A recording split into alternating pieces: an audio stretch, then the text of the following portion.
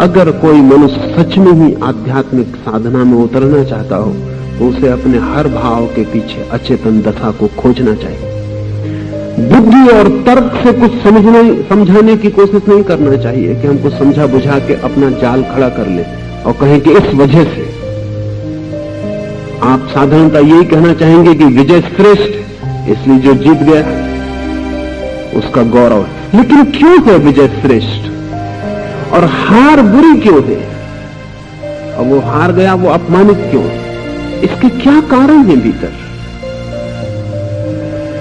इसके कारण आपकी आकांक्षा और वासना में। हारने और जीतने का बाहर जो घटना घट रही है वो तो केवल बहाना है। आपके भीतर की वासना उस बहाने का उपयोग कर रही है। लाओस से कहता है वो वही है जो रक्तपात में रस लेता है, वही सौंदर्य देखता है विजय में। और जिसे हत्या में रस है वो संसार पर शासन करने की अपनी महत्वाकांक्षा में सफल नहीं होगा। क्यों नहीं होगा महत्वाकांक्षा में सफल? क्योंकि जो हिंसा से जीतता है वो हिंसा से भयभीत रहता है। जो हिंसा से जीतता है वो कभी भय के बाहर नहीं जा सकता। इसलिए बड़े हिंसक बड़े भयभीत रहते हैं। हिटलर या स्टालिन से ज्यादा भयभीत आदमी खोजने मुश्किल, जो थर थर कपते रहते हैं। स्टालिन की लड़की स्वेतलाना ने अपने संस्मरणों में लिखा है कि मेरे पिता से ज्यादा भयभीत आदमी खोजना मुश्किल है। इतनी हिंसा की है तो इतने लोगों को हिंसा करने के लिए उत्सुक भी कर दिया। जितने लोगों को दबाया है उनको भी उत्सुक कर दिया है कि वो बदला लें, प्रतिकार लें और तुम्हें दबा दें। और जिसको हम दबाते हैं वो हमसे भयभीत बधा हो जाए, वो कभी मानता नहीं कि हम जीत गए हैं और वो हार गया।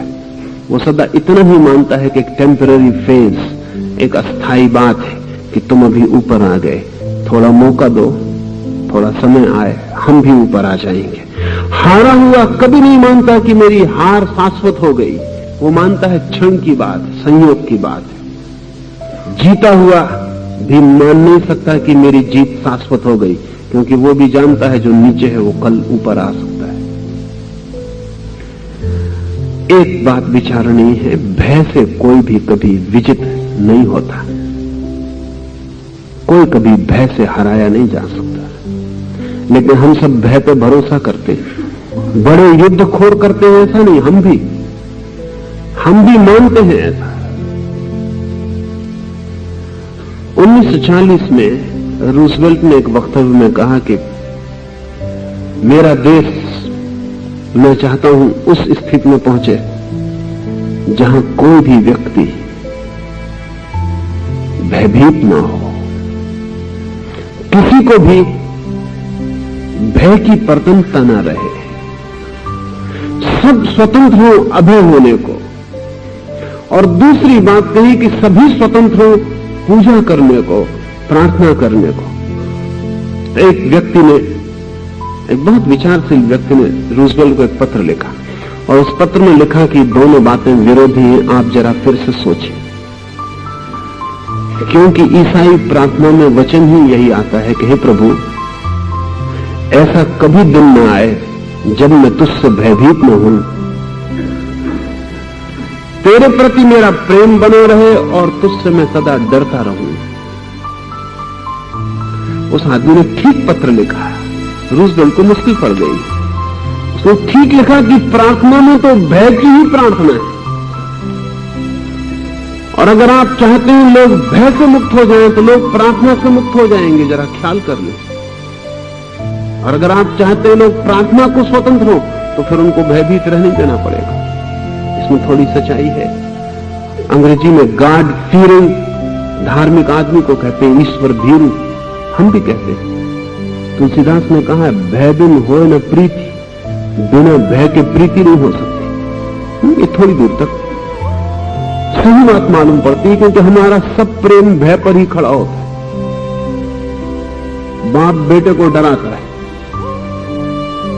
तो बेटा बाप को प्रेम करता है, और जब बेटा बाप को डराने लगता है मौका तो आ ही जाएगा, थोड़े ज्यादा दिन नहीं चलेंगे। तब बाप कहता है कि अब तू मुझे प्रेम नहीं करता। वो पहले ही प्रेम नहीं करता था, आप सिर्फ डरा रहे थे इसलिए प्रेम मालूम पड़ रहा था। अब वो आपको डराने लगा तो कैसे प्रेम मालूम पड़े? इसलिए हर बाप को अनुभव होता है कि अब बेटा प्रेम नहीं करता। वो कब करता था ये तो बताइए। जब आप डंडा आपके हाथ में था तब आपको लगता था वो प्रेम करता है। ज्यादा देर डंडा आपके हाथ में नहीं रहेगा, जिंदगी सभी को मौका देती, डंडा उसके हाथ में आएगा तो फिर वो बूढ़े बाप को डंडा बताएगा। अब वो चाहता है कि आप उससे प्रेम करो। पहले वो आपसे प्रेम करता था, अब आप उससे प्रेम करो। आखिर वही कब तक करे? आप भी तो करो। जो भयभीत कर रहा है वो भला सोचता हो कि मैंने प्रेम पैदा कर लिया, वो दूसरे में प्रेम पैदा नहीं कर रहा है, सिर्फ घृणा पैदा कर रहा है। लेकिन तुलसीदास ठीक कहते हैं, 99 आदमियों की बाबत यही बात है कि वो भय को प्रेम समझते हैं। तो जितना डराते हैं उतना सोचते हैं। एक नेता है बड़ा, भीड़ लग जाती है, लोग जय जयकार करते हैं, फूल मालाएं पहनाते हैं, और कल वो ताकत में नहीं रहता, फिर उसका पता ही नहीं चलता वो कब आता है कब जाता है। फिर आपको आखिरी खबर तभी मिलेगी जब वो मरेगा, अखबार खबर छापेंगे। क्यों? अगर इतना प्रेम था तो इतनी जल्दी खो कैसे जाता है? वो प्रेम वगैरह नहीं था, सत्ता का भय था, ताकत की पूजा है तो खो जाती। अगर पति बहुत धन कमाता है तो पत्नी बहुत प्रेम करती मालूम पड़ती, फिर धन नहीं कमाता या गंवा बैठता है धन को, सब प्रेम समाप्त हो जाता।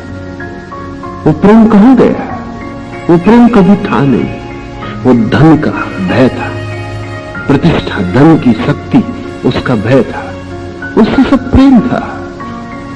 इसलिए पुरुषों ने स्त्रियों को सदा भयभीत रखा है, क्योंकि वो सोचते हैं भयभीत स्त्री प्रेम करेगी, भयभीत स्त्री भीतर से घृणा ही करेगी, प्रेम नहीं कर सकती।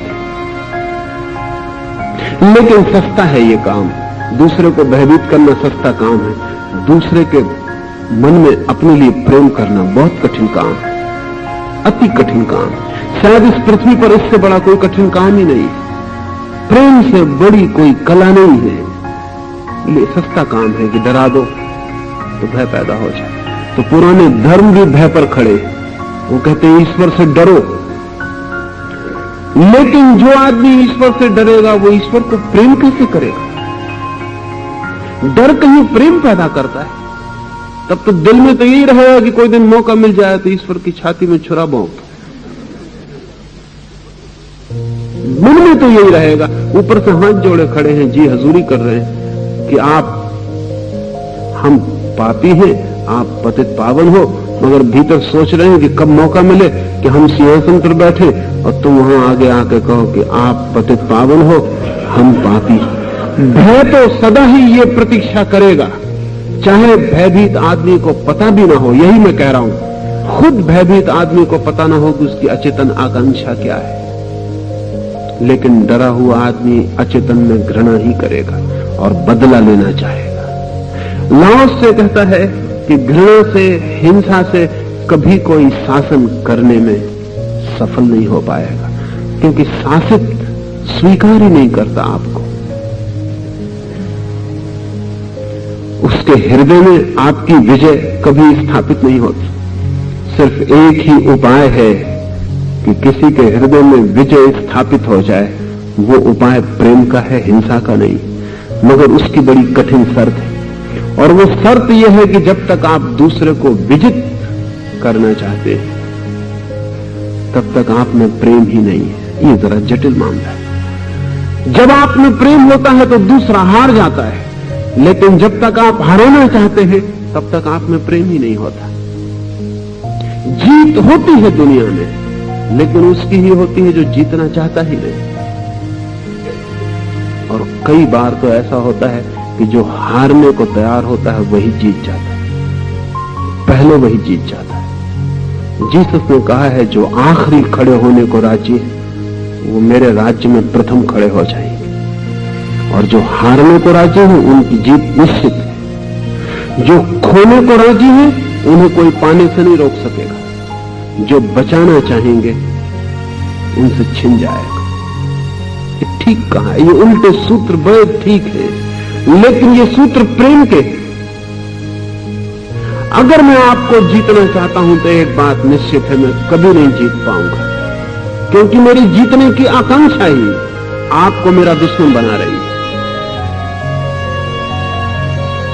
अगर मैं जीतना ही नहीं चाहता तो मैंने मित्रता के हाथ फैला दिए।